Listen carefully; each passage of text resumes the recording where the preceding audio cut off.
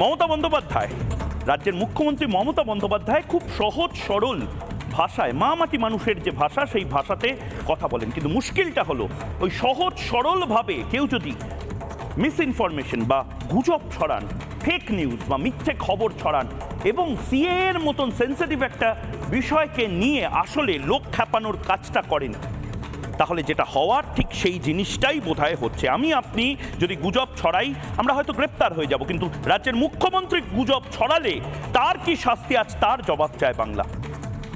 মুখ্যমন্ত্রী মমতা বন্দ্যোপাধ্যায় যে গুজবগুলো সিএএ নিয়ে, সিটিজেনশিপ অ্যামেন্ডমেন্ট অ্যাক্ট, তা নিয়ে ছড়ালেন, ডিটেনশন ক্যাম্পে নাকি চলে যেতে হবে, পূর্ববঙ্গ থেকে যারা এসেছেন, আমার মতন, আমি রিফিউজি পরিবারের এক সন্তান, আমার দাদু ঠিক এরকম একটি টুল নিয়ে আসতে পেরেছিলেন, শুধু সমস্ত কিছু রেখে এক রাতের নোটিশে অনেকে এই টুল নিয়ে এসেছেন। অনেকে আবার নিজের শালিগ্রাম শিলা থেকে শুরু করে বাড়ির যে আরাধ্য দেব দেবীর মূর্তি, সেই সমস্ত কিছু ফেলে শুধুমাত্র হ্যারিকেন নিয়ে চলে আসতে বাধ্য হয়েছিল 46-47 সালে। অনেকে 50 সাল অবধি ঠিক এভাবেই একটা হ্যারিকেন নিয়ে বনগাঁ, পেট্রাপোল হয়ে, বেনাপোল হয়ে কলকাতা, যাদবপুর, দুর্গাপুর বা বিভিন্ন জায়গাতে পৌঁছে গেছেন। অনেকে হয়তো দিনাজপুরের ওপার থেকে এপারে ঠিক এরকমই একটা হ্যারিকেন এবং তার পাশাপাশি টুল হাতে করে নিয়ে চলে এসেছেন। মমতা বন্দ্যোপাধ্যায় আসলে আজ লোক খ্যাপানোর মতন করে যে কাজটা করলেন, তাদের প্রত্যেককে টেনশনে ফেলে দিলেন। আমি আবারও বলছি, আমি নিজে একজন রিফিউজি পরিবারের সন্তান হয়ে বলছি যে সিএএতে, অনেকে আমাকে সকাল থেকে ফোন করছেন যে সিএএতে সত্যি কি এরকম কোনো সংস্থান রয়েছে যে সংস্থানের জন্য আমাকে, আমার দাদুকে, আমার বাবাকে, আমার মাকে, আমার ঠাকুমাকে আবার নতুন করে রেজিস্টার হতে হবে নাগরিক হিসেবে? কেন হব? ভারতবর্ষে আমরা নাগরিক ছিলাম, আমরা নাগরিক আছি, এবং যারা আমাদের হাতে হ্যারিকেন ধরিয়ে দিয়েছিল তাদেরকে আমি বলতে চাই যে আপনারা যতই গুজব ছড়ান, একটা সময় শাহিনবাগ যে লবিটা, সেই লবি যতই গুজব ছড়াক, আসলে বোধহয় মমতা বন্দ্যোপাধ্যায় আমার দাদুর যারা উত্তরসূরি তাদের হাতে এখনো হ্যারিকেনটা ধরিয়ে দিয়ে তাদেরকে অনিশ্চয়তার মধ্যে রাখতে চাইছেন। কাদেরকে? যারা 1972 সালের পরে ভারতবর্ষে আসে এক রাতের নোটিশে, এভাবেই আমার দাদু, আমার দিদিমার মতন হয়তো একটা হ্যারিকেন নিয়ে বা একটা টুল নিয়ে এক রাতের নোটিশে যারা আসেন এবং যারা আজও অপেক্ষা করছেন 20-25 বছর ধরে, এই মানুষগুলো যেখানে বিভিন্ন তছনছ করে দেওয়ার ছবি বারবার আমি দেখাচ্ছি। এই মহিলারা বাংলাদেশের বিভিন্ন জায়গাতে, সাতক্ষীরা হোক, ব্রাহ্মণবেড়িয়া হোক, খুলনা হোক, চট্টগ্রাম হোক, এই মহিলারা যারা বারবার কেঁদেছেন, বারবার বলেছেন যে আমরা শুধুমাত্র হিন্দু হওয়ার জন্য বাংলাদেশে অত্যাচারিত। প্রিয় দর্শক, আজকে সময় এসেছে এই মিথ্যাচারটাকে রুখে দেওয়ার। কারণ আপনারা 2019-20 সালে হয়তো ভেবেছিলেন যে সত্যিই তো আমরা সিএ আইনটা জানি না, বুঝি না, কিন্তু এই মুহূর্তে সিএ আইন তার কপি আমার হাতে রয়েছে। মমতা বন্দ্যোপাধ্যায়ের এই মিথ্যাচার, তার অনুগামীদের এই মিথ্যাচারটাই দুয়ারে অপপ্রচারটা এবার বন্ধ করতে হবে। কারণ ভয়ঙ্কর কিছু হয়ে যেতে পারে, ভয়ানক পরিণতি হতে পারে, এবং এটাই বোধহয় মমতা বন্দ্যোপাধ্যায় চান। এবং তার পাশাপাশি চান আমার মতন আপনার বাড়িতে যারা যাদবপুর থেকে দেখছেন, যারা মাথাভাঙা থেকে দেখছেন, যারা এই মুহূর্তে বিভিন্ন রিফিউজি কলোনিতে বসে দেখছেন, তাদের আসলে আতঙ্কটা সৃষ্টি করতে যে দেখো সবাইকে, হিন্দু, মুসলিম, জৈন, খ্রিস্ট নির্বিশেষে সবাইকে নাকি ডিটেনশন ক্যাম্পে পাঠাতে হবে। কে বলেছে? মমতা বন্দ্যোপাধ্যায়ের এই মিথ্যাচারের একটা লিমিট থাকে। একটা ছোট্ট প্রতিবেদন দেখব এবং তারপর মমতা বন্দ্যোপাধ্যায় এবং তাদের অনুগামীদের একের পর এক মিথ্যাচার সিএ নিয়ে প্রত্যেকটার পর্দা ফাঁস করব। এই আইনটাই যেই আপনি দরখাস্ত করবেন, আপনি অবৈধ নাগরিক হয়ে গেলেন। গতকাল রাত্রে ইমপ্লিমেন্ট হয়েছে, 10 ঘন্টা হয়ে গেছে। কোন কোন লোককে কার নাগরিকত্ব চলে গেছে একটা উদাহরণ যদি দিতে পারেন, আমি এখান থেকে নাকখত দিয়ে মানিকতলা অবধি চলে যাব। সিএ নিয়ে তুঙ্গে রাজনীতি চলছে, গুজব ছড়ানোর খেলা, মানুষের মনে ভয় ঢোকানোর আপ্রাণ চেষ্টা করছেন মুখ্যমন্ত্রী মমতা বন্দ্যোপাধ্যায়। পাল্টা মানুষকে অহেতুক আতঙ্কিত না হওয়ার কথা বলছে বিজেপি নেতৃত্ব ও কেন্দ্রীয় সরকার। हमने कहा था हम सीएए लाएंगे। नरेंद्र मोदी जी ने हिंदू, बौद्ध, जैन, ये सारे सिख इस सारे लोगों को नागरिकता देकर उनका सम्मान करने का काम नरेंद्र मोदी जी ने যা হয়নি 70 বছরে তাই সম্ভব হলো মোদী সরকারের আমলে। জটিলতা কাটিয়ে সারা দেশ জুড়ে চালু হলো সিএএ। আনন্দে উচ্ছ্বাসে মাতোয়ারা গোটা দেশ।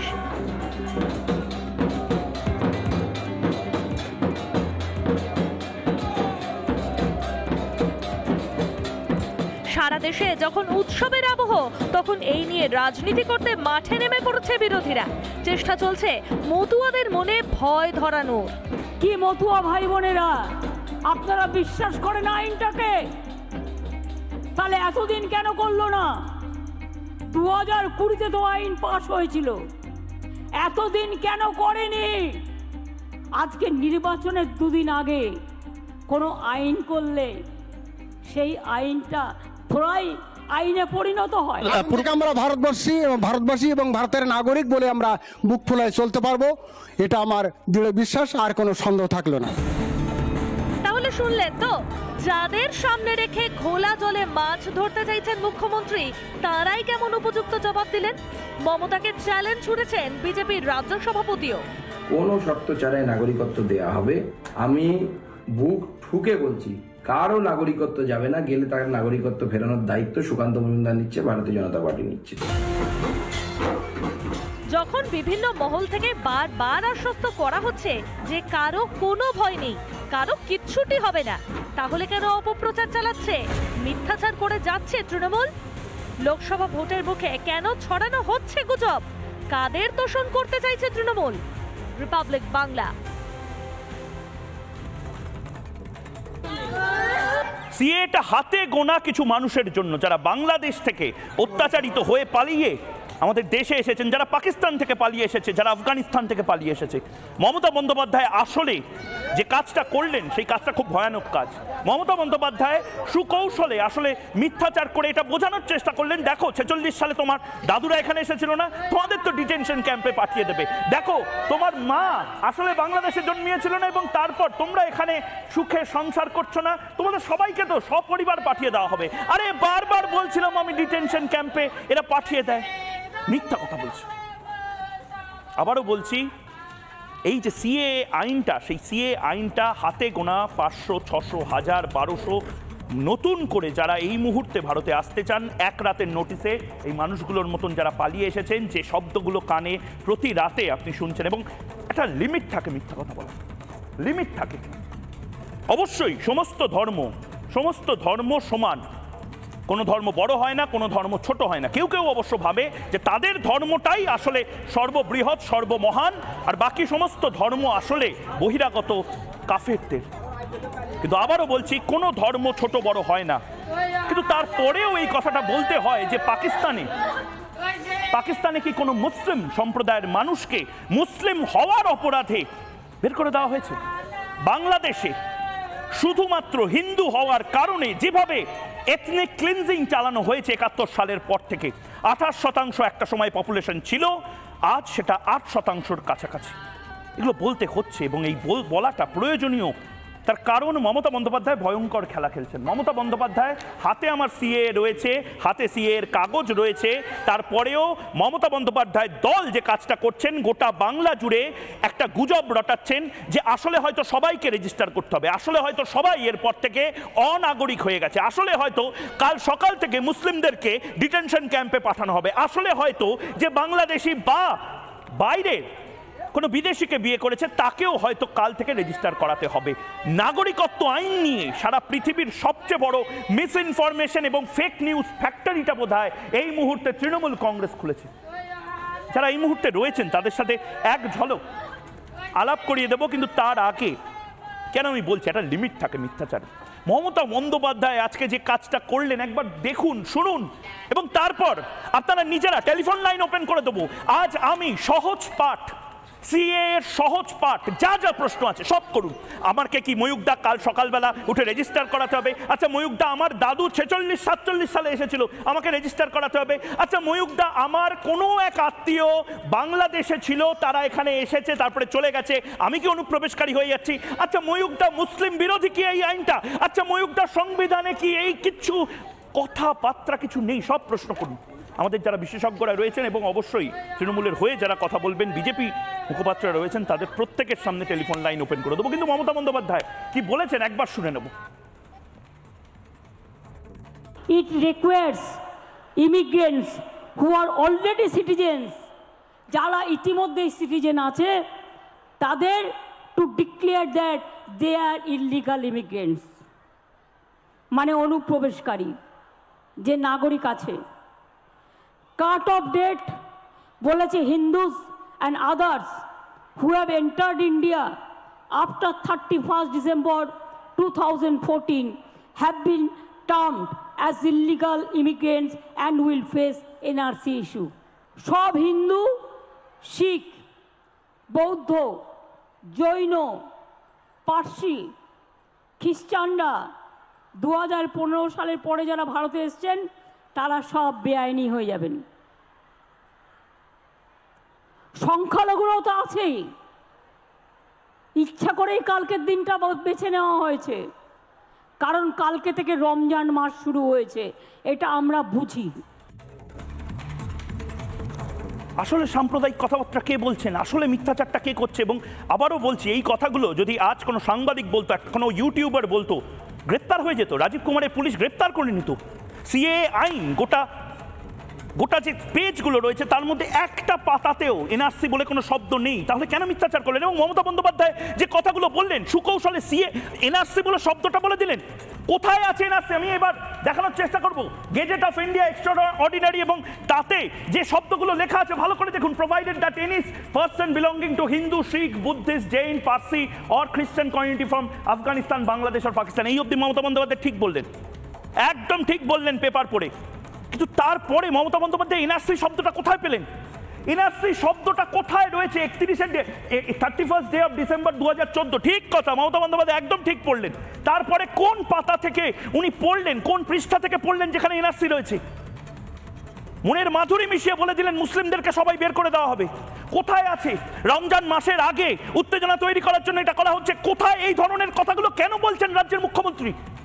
রাজ্যের মুখ্যমন্ত্রী কি আসলে অশান্তি ছড়াতে চেষ্টা করছেন? আমার ভয় লাগছে, কারণ এখানে শেষ লাইনটায় বলা হয়েছে shall not be treated as illegal immigrant for the purpose of this act. আর উনি বলে দিলেন এদেরকে সবাইকে ইলিগাল ইমিগ্রেন্ট বলা হবে। অনুপ্রবেশকারীর ধারা কোথায়? গোটা বাংলার মানুষ আজকে এই কথাগুলো জানতে চায় এবং ক্লিয়ার করতে চায়। এই মুহূর্তে সিএএ মানে কি এনআরসি? এই মুহূর্তে কাল সকালবেলা উঠে কি আমাকে আপনাকে রেজিস্টার করতে হবে? এই মুহূর্ত থেকে কি সমস্ত নাগরিকত্ব আমাদের যা যা ছিল সব ইনভ্যালিড হয়ে যাচ্ছে? অনেক প্রশ্ন।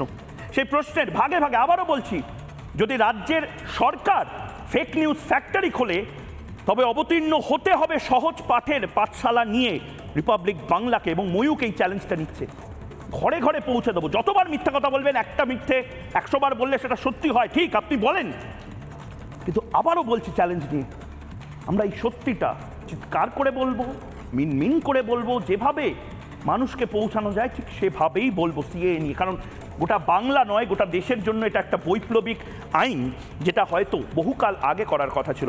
আমার সাথে এই মুহূর্তে অনেকে ছড়িয়ে ছিটিয়ে রয়েছেন বিভিন্ন স্টুডিও থেকে, যারা এই মুহূর্তে আমার সঙ্গে দুপাশে রয়েছেন। অঙ্কন দত্ত বিজেপি মুখপাত্র রয়েছেন, ঝন্টু বড়াইক অধ্যাপক রয়েছেন। এর পাশাপাশি আমার সঙ্গে এই মুহূর্তে প্রসূন মৈত্র আইনজীবী রয়েছেন অনলাইনে, আজিজুল বিশ্বাস এই মুহূর্তে অধ্যাপক রয়েছেন সেট 2-তে, এবং তার পাশেই রয়েছেন রাজপুত্র চন্দ্র, রাজনৈতিক কর্মী এবং অবশ্যই মমতা বন্দ্যোপাধ্যায়ের হয়ে সাফাই গাওয়ার জন্য। আমি প্রত্যেকের কাছে যাব, কিন্তু প্রথমেই অঙ্কন খুব ভেঙে ভেঙে বলা, কারণ কি মমতা বন্দ্যোপাধ্যায় যে কাজটা করলেন এটা কেন করছেন, কেন, পারপাস কি? না, পারপাস বলার আগে আমি মুখ্যমন্ত্রীর কাছে একটা প্রশ্ন করতে চাই। আমরা সবাই জানি আলোরানী সরকারের কথা। তৃণমূলের বনগাঁ জেলার সভানেত্রী ছিলেন। 2021 সালের নির্বাচনে তৃণমূল কংগ্রেসের হয়ে প্রতিদ্বন্দ্বিতা করেছিলেন। 2023 সালে কলকাতা হাইকোর্টের সিঙ্গেল বেঞ্চ এবং ডিভিশন বেঞ্চে গিয়ে কি আশ্চর্য, সেই আলো রানী সরকার নিজের ভারতীয় পরিচয়টা প্রমাণ করতে পারলেন না, তাকে বাংলাদেশি বলে দেওয়া হলো। তিনি তো শাসক দলের প্রতিনিধি ছিলেন, শাসক দলের নেত্রী ছিলেন, তার কাছে তো ভোটার কার্ড ছিল, আধার কার্ড ছিল, প্যান কার্ড ছিল, রেশন কার্ড ছিল, তৃণমূল কংগ্রেস ছিল, মুখ্যমন্ত্রী মমতা ব্যানার্জি ছিল, অভিষেক ব্যানার্জি ছিল। তাহলে কেন তিনি ভারতীয় নাগরিক প্রমাণ করতে পারলেন না? পারলেন না শুধুমাত্র একটাই কারণে, তখন নরেন্দ্র মোদীজির দেওয়া এই সিএ আইনটি ছিল না।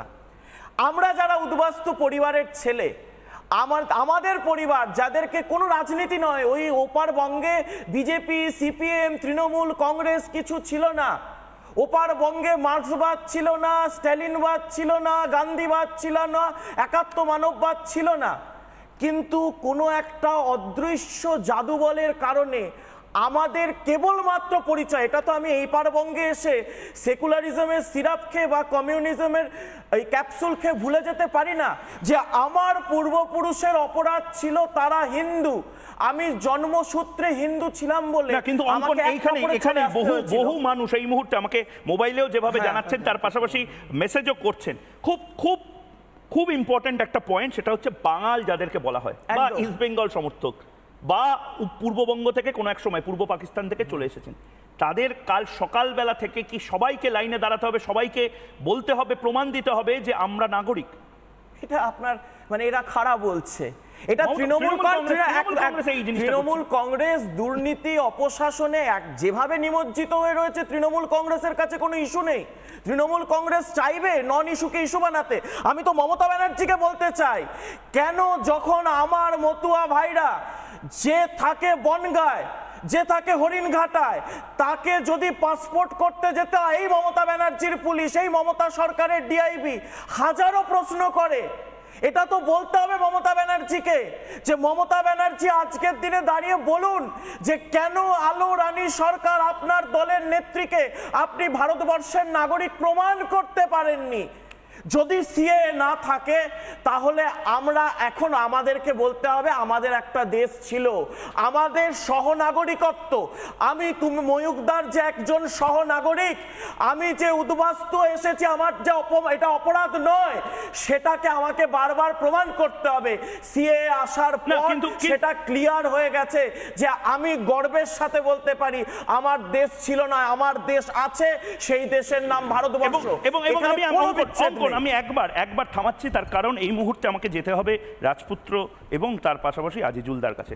আপনাদের দুজনকেই স্বাগত। আমি আজিজুলদা আপনার কাছে শুরুতেই যাচ্ছি। আজিজুলদা, এটা কি হচ্ছে, এই মিথ্যাচারটা কেন? আপনারা বলে দিচ্ছেন কাগজ দেখাবেন না, কি কাগজ দেখাতে বলছে আপনাদেরকে?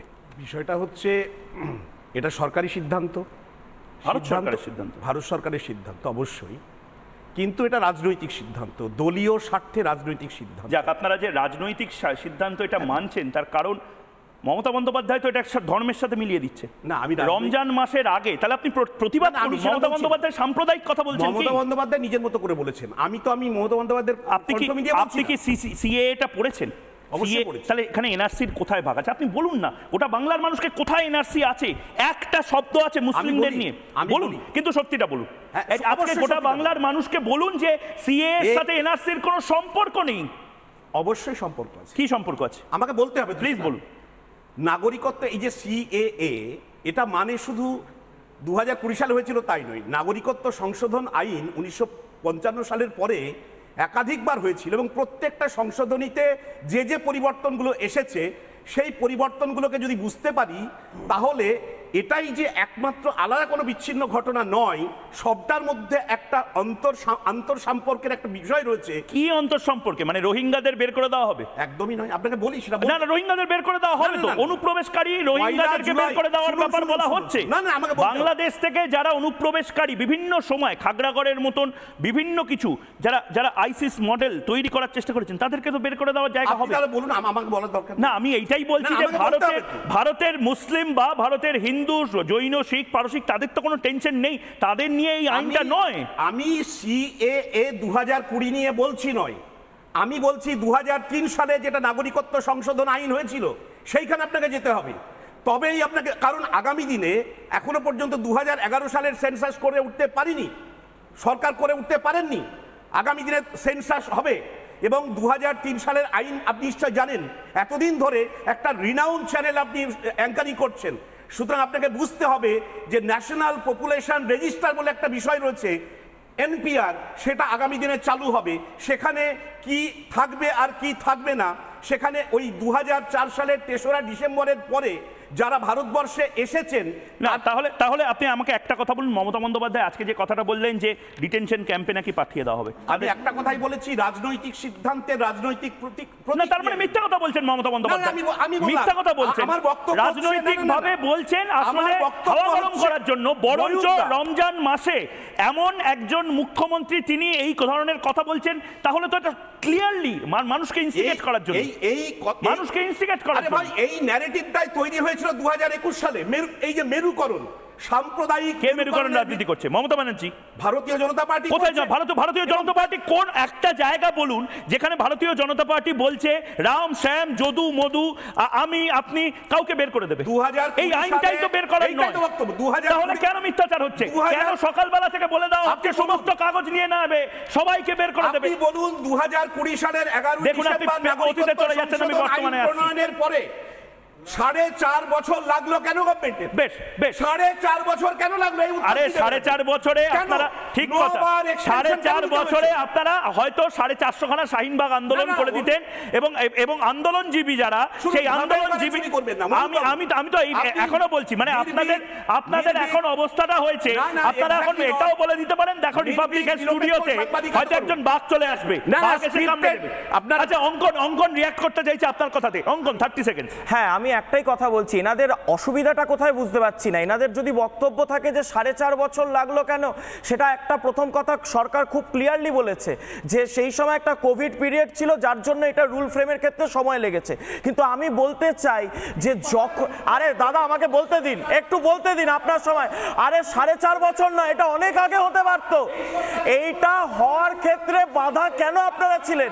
2003 সালে যখন মনমোহন সিং সরকার যখন ছিল না, আমাদের সরকার ছিল, কংগ্রেসের রাজ্যসভায় আটকে ছিল কেন 2003 সালে?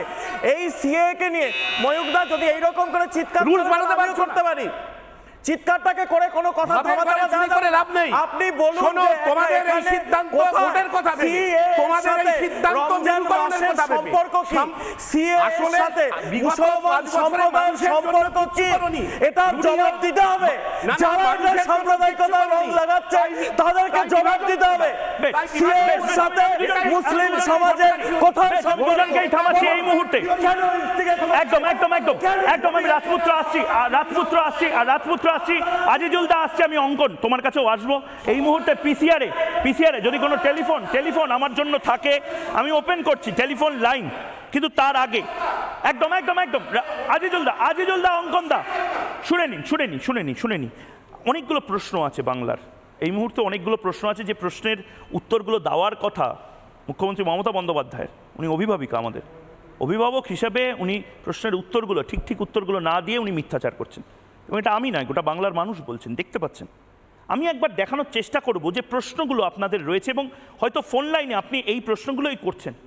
আমি একবার জাস্ট ছোট করে দেখানোর চেষ্টা করব সেই প্রশ্নগুলো কি। সিএ নিয়ে গুজব নয়, আবারও বলছি, হাত জোর করে বলছি, 2019-20 সালে যেভাবে গুজব রটানো হয়েছে প্লিজ এবার গুজব রটাবেন না। বরঞ্চ এই তৃণমূল নেতারা যখন দুয়ারে গুজব নিয়ে আসবে তাদেরকে ভালো করে সহজ পাঠের মতন করে এই বুকলেটগুলো দিয়ে বুঝিয়ে দিন। সিএ নাগরিকত্ব কারার আইন এক কথায় বলে দিন একেবারে ভুল। কেন? কারণ কি কোনো ডিটেনশনের কোনো বিষয় নেই, কোনো ধরনের সিএএ বা এনপিএর বিষয় নেই। বাংলাদেশ, পাকিস্তান, আফগানিস্তান থেকে আসা উদ্বাস্তুদের নাগরিকত্ব দেবে এই সিএ। আপনি কি পাকিস্তান বা বাংলাদেশ থেকে যারা হিন্দুরা রয়েছেন তাদেরকে এতটাই ঘৃণা করেন? আপনার নাগরিকত্ব সিএ কাটছে না, আমার নাগরিকত্ব সিএ কাটছে না।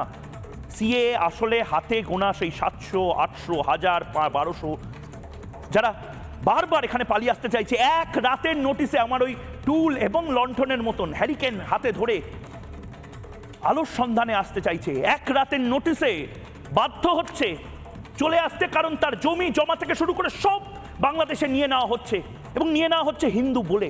তাদের জন্য এই আইনটা। সিএ মানে কি এনআরসি, মমতা বন্দ্যোপাধ্যায়ের এটা যেন এই মুহূর্তের সবচেয়ে বড় পলিটিক্যাল এজেন্ডা তৃণমূল কংগ্রেসের। সিএএই নাকি এনআরসি? সিএএ ও এনআরসিকে গোলাবেন না। আবারও বলছি, সিএএ এবং এনআরসিকে গোলাবেন না। গোটা বাংলার মানুষ এই মুহূর্তে শেয়ার করুক, যারা যারা দেখছেন তারা শেয়ার করুন এই ক্লিপ, এবং আপনার পাশের বাড়ির লোককে বলুন, কারণ এটা ভয়ের বাতাবরণ তৈরি করছে। সিএএ এবং এনআরসি দুটো হয়ে গেল রে, কাল সকাল থেকে আমাকে বের করে দেবে। আরে আমার ধর্মীয় পরিচয় দেখে আমাকে তো ডিটেনশন ক্যাম্পে পাঠাবে। বারবার বলছি তৃণমূল কংগ্রেস নেতাদেরকে এটা বলুন যে রাজীব গান্ধীর তৈরি এনআরসি অনুপ্রবেশকারীদের নাগরিকত্ব বাদ দিতে ছিল, এনআরসি এটা নয়। শরণার্থীদের নাগরিকত্ব দেওয়ার জন্য সিএএ, সিটিজেনশিপ অ্যামেন্ডমেন্ট অ্যাক্ট। যে কোনো কেউ আপনি যান, গিয়ে পাবলিক পোর্টালে, পাবলিক ডোমেনে রয়েছে, এই কথাগুলো দেখে নিন, সার্চ করে দেখুন। আবারও বলছি, আমার মোবাইল থেকে আমি 5 বার সার্চ করেছি, মুসলিম শব্দ নেই, এনআরসি নেই, ডিটেনশন ক্যাম্প নেই। সিএএ কি সংবিধান ও মুসলিম বিরোধী? খুব বড় এবং গুরুত্বপূর্ণ প্রশ্ন। এটা কি সংবিধান বিরোধী এবং মুসলিম বিরোধী? মুসলিম বিরোধী আইন কি সিএএ? জবাব চায় বাংলা। না, ভারতীয় মুসলিমদের ওপর কোনো প্রভাব ফেলবে না। অর্থাৎ যে কেউ হন, নিশ্চিন্তে নির্ভয়ে এই সিএএ কে সমর্থন করতে পারেন। আজকে শাহরুখ খান হন, বা অক্ষয় কুমার হন, বা দীপক অধিকারী হন, বা আর রহমান হন, ভারতীয় হলে এই আইন আপনার জন্য বলবৎ নয়। এই আইন ভারতীয়দের ওপর প্রভাব ফেলবে না। এরপরের প্রশ্ন, সিএএ চালু হলে অন্য দেশের মুসলিমরা ভারতীয় হতে পারবেন? খুব গুরুত্বপূর্ণ প্রশ্ন। আমরা এমন এক দেশকে রিপ্রেজেন্ট করি যে দেশে আদনান সামি সুরক্ষা নিয়েছেন। আমরা এমন এক দেশকে রিপ্রেজেন্ট করি, তালিবান যখন অত্যাচার চালিয়েছে তখন আমরা দেখেছি, আমরা প্লেন পাঠিয়ে বহু মানুষকে নিয়ে এসেছি। আমরা এমন এক দেশে বাস করি এবং এমন এক রাজ্যে আমরা তসলিমা নাসরিনদের গল্প দেখেছি। হ্যাঁ, সংবিধানের 5 থেকে 11 নম্বর ধারায় উল্লেখ করা হয়েছে। আমি বিস্তারিত বলতে গেলে সারা রাত কাটিয়ে দেবো তৃণমূল কংগ্রেস পার্টি অফিসে, আর চায়ের আড্ডাতে বুঝিয়ে দেবো যে মুসলিম যারা বাইরে থেকে আসতে চান তাদের জন্য সংবিধান সেই জায়গাগুলো তৈরি করেছে। সিএএ চালু হলে অন্য দেশের মুসলিমদের ভারতীয় হতে পারার ক্ষেত্রেও আমি বলছি।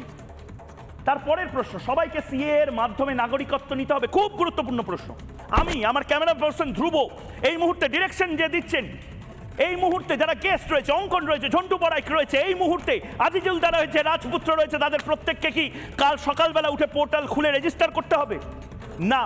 1972 থেকে 2014 পর্যন্ত ভারতে আসা শরণার্থীদের জন্য এই সিএএ লাগু। মানে মমতা বন্দ্যোপাধ্যায় হন, অরূপ বিশ্বাস হন, ফিরাদ হাকিম হন, দিলীপ ঘোষ হন, সুকান্ত মজুমদার হন, শুভেন্দু অধিকারী হন, বা নওশাদ সিদ্দিকী, ভারতীয় হলে এই আইন আপনার জন্য নয়। এটা আমরা বুকে আগলে নিচ্ছি আরো বেশি করে, যারা অত্যাচারিত শুধুমাত্র হিন্দু হওয়ার জন্য, পার্সি হওয়ার জন্য, শিখ হওয়ার জন্য। খারাপ নয় এটা, বিশ্বাস করুন। এটার জন্য ডিটেনশন ক্যাম্পে যেতে হবে না। সিএএ হলে কি ডিটেনশন ক্যাম্পে যেতে হবে না? পুরোপুরি অপপ্রচার এটা। এই অপপ্রচার যারা করছে তাদের বিরুদ্ধে আমি জানি না কি করতে হবে, মামলা করতে হবে না এফআইআর করতে হবে, কিন্তু মুখ্যমন্ত্রী এই অপপ্রচারটা করছেন। কি করবেন বলুন? আমরা বড্ড অসহায়। অভিভাবকের কাজ এগুলো ধরে ধরে বলা, আমার আপনার কাজে পরিণত করছেন মুখ্যমন্ত্রী। আপনি শেয়ার করুন, গোটা বাংলায় ছড়িয়ে দিন, কারণ এই প্রশ্নের উত্তরগুলো প্রয়োজন।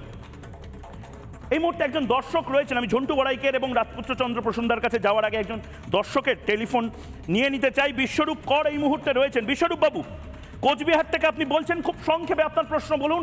আমি ঝন্টু বড়াইক, বিশেষজ্ঞ রয়েছেন, প্রসন্ন বাবু রয়েছেন আইনজীবী, তাদের কাছে আপনার প্রশ্নটা দেব। বলুন প্লিজ। হ্যাঁ, নমস্কার। বলছি যে সিএটা লাগু হলে কি যারা বাঙাল, এক কথায় যদি আমরা বলি, তাদের কি কোনো সমস্যা হতে পারে? বা এই বিষয়টা যদি একটু সুস্পষ্ট করে, কারণ বিভিন্ন জায়গায় বিভিন্ন কথা শোনা যাচ্ছে, এক এক রকম ভাবে এক এক রকম বিষয় উঠে আসছে, অ্যাকচুয়ালি বিষয়টা স্পষ্ট নয়। বিশ্বরূপ বাবু, আমি ক্ষমা প্রার্থী, গোটা বাংলা ক্ষমা প্রার্থী আপনার কাছে, এবং আমার পরিবারেও এই একই প্রশ্ন করেছে। আমিও উদ্বাস্তু পরিবারের সন্তান, বাঙাল বাড়ির ছেলে। আতঙ্ক সৃষ্টি করেছেন আজকে মমতা বন্দ্যোপাধ্যায়। আমি আপনার এই উত্তরটা একেবারে স্ট্রেট ঝন্টু বড়াইকের কাছে যাব। ঝন্টু বড়াইক 46-47 সালে আমার পরিবারের মতন বহু পরিবার, বাঙাল পরিবার, তাদের আজকে রাতের ঘুম আসলে মমতা বন্দ্যোপাধ্যায় উড়িয়ে দিচ্ছেন। তৃণমূল কংগ্রেস এই মুহূর্তে পূর্ববঙ্গ থেকে যারা এসেছে তাদেরও বিরোধিতা করছেন, আসলে তাদের প্যানিক ক্রিয়েট করছেন। সত্যি কি তাদেরকে আবার নাগরিকত্ব নিতে হবে? এরকম কোনো আইন হয়েছে নাকি? আমি তোমাকে বলি, স্পষ্ট ভাষায় বলুন স্যার। আমি ছাত্র হিসাবে আপনার থেকে জানতে চাইছি, আমার মতন বহু মানুষ জানতে চাইছে।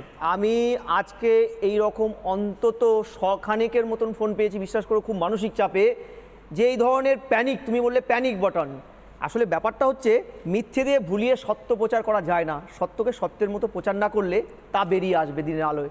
আমি তোমায় বলি সিম্পল দুটো ক্লজ, আমি একদম কোনো আজকে আইনে কচ করে যাব না। যারা শুনছেন তারা শুনুন, এই 10 ইয়ারের মধ্যে কেউ যদি মনে করেন আপনারা এই ক্রাইটেরিয়া ফুলফিল করেছেন, অর্থাৎ আপনাকে অ্যাপ্লাই করতে হবে 72 থেকে 2014-এর 31শে ডিসেম্বরের মধ্যে, সিম্পল দুটো ক্লজ, বিশ্বাস করুন, মোবাইল অ্যাপসে ক্লিক করলে একটি চাকরির পরীক্ষার 10 ভাগের 1 ভাগ সময় আপনি অ্যাপ্লাইটা করতে পারবেন।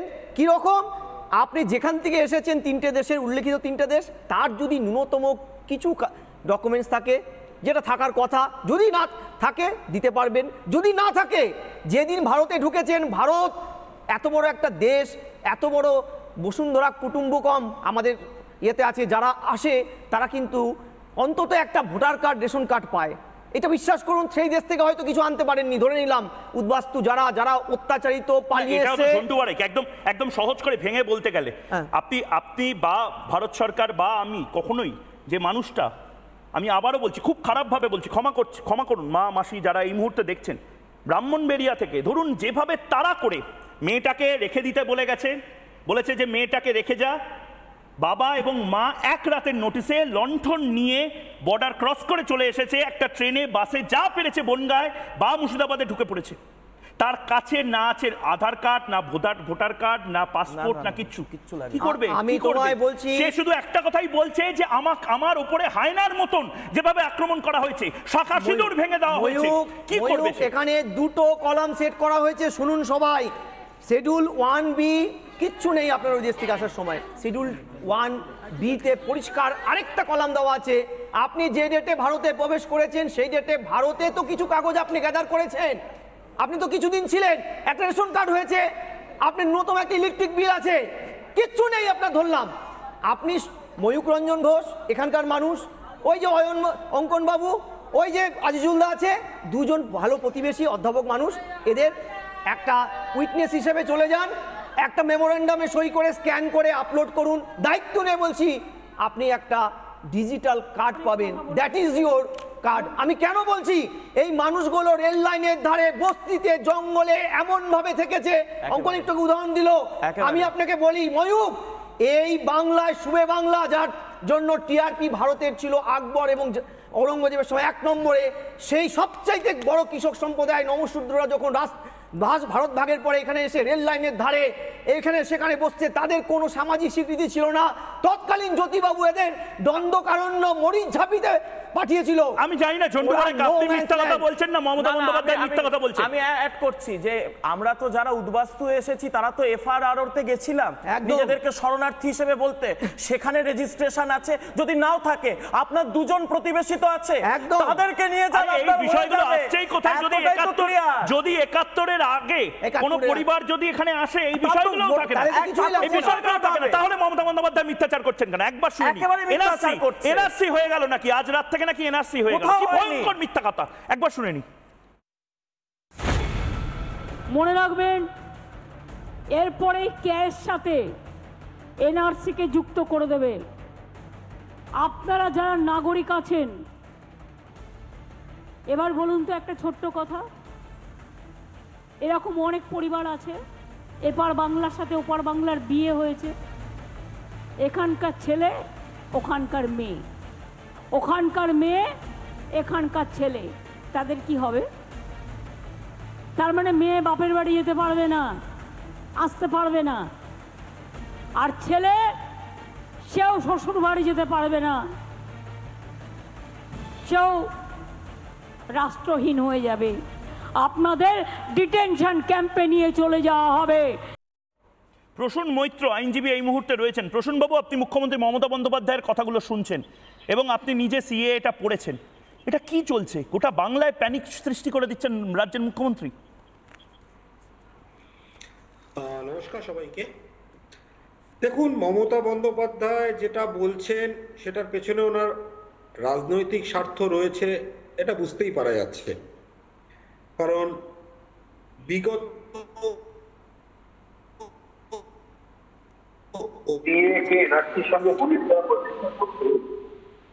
এই এনআরসি 2018 সালে আসামে শুরু হয়েছিল সুপ্রিম কোর্টে তত্ত্বাবধানে, এবং সেক্ষেত্রে আমরা দেখেছিলাম পরিবারকে ওখানে পরিচয়হীন করে দেওয়া হয়েছিল এনআরসির অজুহাতে।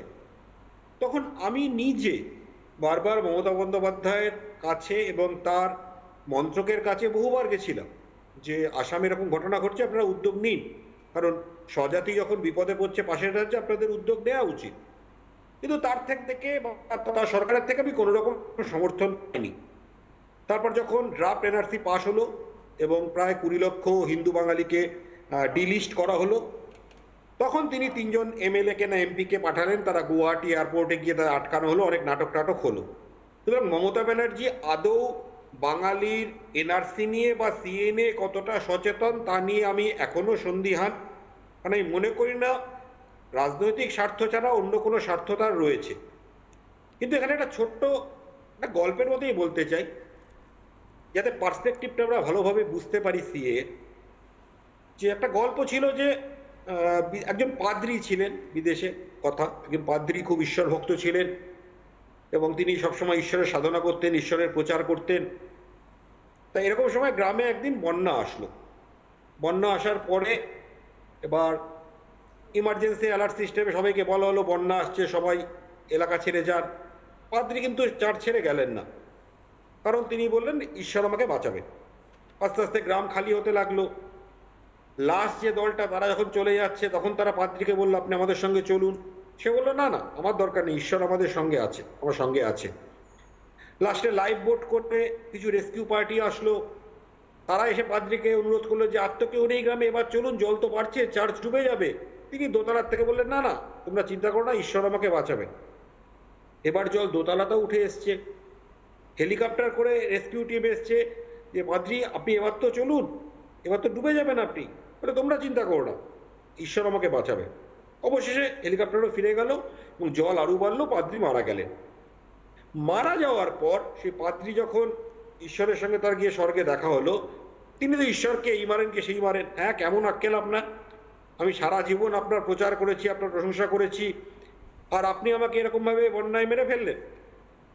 তখন ঈশ্বর তাকে বলল আমি তোমার জন্য গ্রামবাসীকে দিয়ে বলালাম, স্পিডবোট পাঠালাম, হেলিকপ্টার পাঠালাম, তুমি একটা অপশনও অ্যাভেল করলে না, এখন আমাকে দোষ দিচ্ছ। সেরকমভাবে বাংলাদেশ, পাকিস্তান, আফগানিস্তান থেকে আসা অমুসলিম উদ্বাস্তু যাদেরকে ধর্মীয় কারণে নিপীড়িত হয়েছে, শুধুমাত্র ধর্মীয় পরিচয়ের কারণে সেই প্রতিবেশী দেশগুলোকে নিপীড়িত হতে হয়েছে, তাদের জন্য সিএ চেয়ে ভালো বরদান আর কিছু হতে পারে না। এরপরেও যদি আমরা সেই পাদ্রীর মতো ঈশ্বর আমাকে বাঁচাবেন বলে মমতা ব্যানার্জির ভরসায় বসে থাকি, তো আমরা বলবো আমরা তারা মূর্খের স্বর্গে বসবাস করছি। বেশ, আমি একবার রাজপুত্রর কাছে যেতে চাই। মূর্খের স্বর্গে রাজপুত্র বসবাস করছে শুধু নয়, রাজপুত্ররা আসলে শয়তানের মতন করে বিভিন্ন জায়গাতে ফেক নিউজ ছড়াচ্ছে। উনি তো আইনজীবী, আমার ওনার কাছেই স্পেসিফিক ভাবে প্রশ্ন। ওনাকে ভুলে যাও, তুমি বলো এই মিথ্যাচারটা কেন? ভুলে গেলাম। মিথ্যাচারটা কেন? কিছুক্ষণ আগে আপনাদের একটা প্রতিবেদন চলছিল যেখানে বলা হচ্ছিল যে মুসলমান সম্প্রদায় যারা বাইরে থেকে তাদেরকে আমাদের দেশে নাগরিকত্ব দেওয়া যায় কিনা 5 থেকে 11 নম্বর ধারা এটা ক্লিয়ারলি মেনশন করা আছে। কিন্তু আমার প্রশ্ন হচ্ছে একজন আইনজীবীর কাছে, শুধু উনি নয়, তামাম আইনজীবীদের কাছে, যে এই সিএ একটা কি একটা ক্লিয়ার ভায়োলেশন অফ আর্টিকেল 14 নয়? আমি বুঝিয়ে দিই কেন প্রশ্ন করছি। একদম নয়, যদি ভুল হয় আমাকে শুনে দাও। Constitution guarantees the right to equality. আমি জানি না তোমাকে কোথা থেকে ব্রিফ দিচ্ছে, তুমি আমাকে বলো তোমার কি আপত্তি আছে বাংলাদেশ থেকে ডিফারেন্সিয়েটটা পড়ে না হিন্দু মার খেয়ে এখানে চলে আসে, তোমাদের কোনো আপত্তি আছে? আমি ধরে নিলাম যে এটা ভায়োলেশন নয় যেটা তুমি বলছো মহিদা, কিন্তু না তুমি আমাকে বলো মুখ্যমন্ত্রী মমতা বন্দ্যোপাধ্যায় ফেক নিউজ কেন ছড়াচ্ছে? মুখ্যমন্ত্রী মমতা বন্দ্যোপাধ্যায় নাম শুনতে পাচ্ছে না, নাম বুঝতে পারছে না, মুখ্যমন্ত্রী মমতা বন্দ্যোপাধ্যায় ফেক নিউজ কেন ছড়াচ্ছে? মুখ্যমন্ত্রী কোন ডিটেনশন ক্যাম্পে পাঠাবে? কোন ডিটেনশন ক্যাম্পে? বালিগঞ্জে পাঠাবে না বসিরহাটে পাঠাবে? ডিটেনশন ক্যাম্প বলেছেন, আমি উত্তরটা দিচ্ছি। আমার তার আগে শুধু একটি প্রশ্ন আমি করেছি। আমাকে ওই সব কিছু বলো না, আমাকে বলো এটা কি এনআরসি? এটাই যদি এনআরসি না এটা যদি এনআরসি না হয় তাহলে তুমি কেন মিথ্যাচার করছো? নির্ভয়, আবারও বলছি, নির্ভয় ঘরে থাকুন, নির্ভয় ঘরে থাকুন। ক্রোনোলজি সমঝিয়ে বলেছিলেন তো, पहले सीए आएगा फिर एनपीआर आएगा फिर एनआरसी। এটা কি এনআরসি? এটা কি এনআরসি? তাহলে তুমি মিথ্যাচার কেন করছো? তোমরা বলছো ডিটেনশন ক্যাম্পে নাকি যাবে? ডিটেনশন ক্যাম্পে কোথায় যাচ্ছে? ডিটেনশন ক্যাম্পে কোথায় যাচ্ছে? আমার গোটা বাংলার মানুষ জানতে চাইছে। যারা পূর্ববঙ্গ থেকে এসেছে, যারা বাঙাল বাড়ির সন্তান, তাদেরকে তুমি ভয় পাওয়াচ্ছ। তোমরা ভয় পাওয়াচ্ছ, আজ রাতে তোমরা ভয় পাচ্ছ। তোমাদের অপশন নেই। তাহলে এটা বলো, স্বীকার করো। কিন্তু তাহলে আজিজুল দা এবং রাজপুত্র হাত জোড় করে ক্ষমা চেয়ে বলুন অন্তত যে বাংলার মানুষকে মমতা বন্দ্যোপাধ্যায় 10ই ডিসেম্বর 2019 10ই ডিসেম্বর 2019 অমিত শাহ নিজে পার্লামেন্টে দাঁড়িয়ে বলেছিলেন এনআরসি তারপরে কাগজে কোথায় সিএ আইন করেছেন? না একদম মিথ্যাচার করবেন না। সিএ তে কোথায় আছে? এক এক করে সিএ তে কোথায় আছে?